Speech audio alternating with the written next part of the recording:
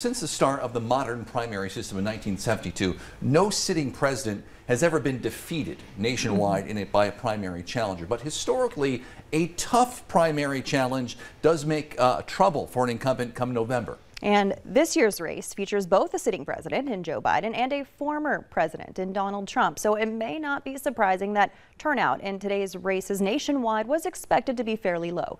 Valley News Team's Zachary Wyan spoke to voters in Moorhead to see what brought them to the polls. In Moorhead, it was a quiet afternoon with lower turnout for this year's Minnesota presidential primary.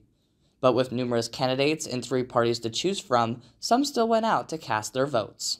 You know, I wasn't thinking about going voting because it's spring break and all that, but I just decided that with the election coming up and there's a lot of issues, the Israeli-Palestinian conflict, as well as just the choices in the presidential primary, I think that those are the 2 reasons that I decided to vote.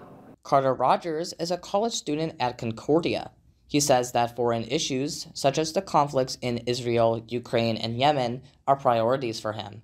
However, other issues closer to home influenced how he voted today. My main focus is on education and unemployment, trying to grow education and focus on sort of expanding access to education. I think that that's the biggest reason that I go out to vote. With tonight being Super Tuesday, election results across the country will play a major role in how parties will nominate their presidential candidates for this year's general election.